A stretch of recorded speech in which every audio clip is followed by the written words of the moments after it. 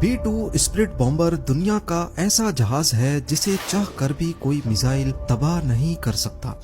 देखने में बेशक ये एक फुटबॉल फील्ड जितना बड़ा लगता है, लेकिन दुश्मन के रडार पर ये सिर्फ और सिर्फ एक मक्खी जितना नजर आता है। चाहे कितना ही कॉम्प्लेक्स रडार नेटवर्क क्यों न हो, B-2 स्प्लिट बॉम्बर के लिए इसे चकमा देना बाएं हाथ का खेल है। $2 अरब की लागत से तैयार किया गया ये आज तक बनाया गया दुनिया का सबसे महंगा जहाज है। दूसरे जेट्स के मुकाबले में न सिर्फ खामोश बल्कि ये हीट सीकिंग मिसाइल्स के साथ साथ इंफ्रारेड गाइडेड मिसाइल्स को भी आसानी से धोखा दे सकता है।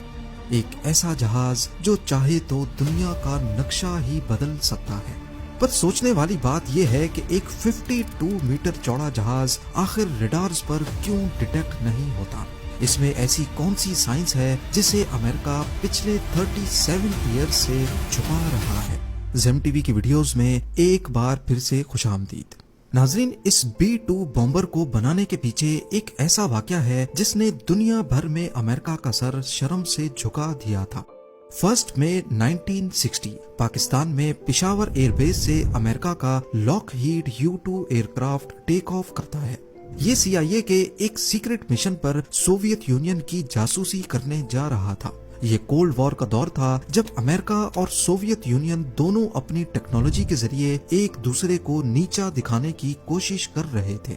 अमेरिका को घमंड था कि उसका U-2 Lockheed spy plane 80,000 feet पे फ्लाई कर सकता है और इतने हाई एल्टीट्यूड पे कोई उसका कुछ नहीं बिगाड़ सकता।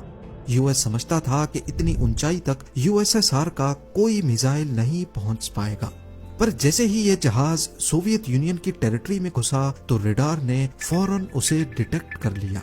पहले तो उन्होंने कई फाइटर जेट्स भेजे और कई मिसाइल्स लॉन्च किए, लेकिन वाकई इतनी ऊंचाई पर हिट करना उनके बस में नहीं था। लेकिन फिर सोवियत यूनियन की मिलिट्री ने अपने S-75 डिवीना मिसाइल को प्लेन पे लॉक करके फायर कर दिया। इस मिसाइल के बारे में अमेरिका को भी पता था, लेकिन उनका ख्याल था कि सोवियत का S-75 भी इतनी ऊंचाई तक नहीं पहुंच सकेगा। पर उसके बाद जो हुआ वो अमेरिका के वहमो गुमान में भी नहीं था। S-75 ने 80,000 फीट पे उड़ते हुए U-2 लॉकहीड को इंतहाई परफेक्शन से हिट किया। प्लेन वहां के येकाटेरिनबर्ग नामी शहर के ऊपर गिरा और पायलट ने खुद को इजेक्ट कर लिया।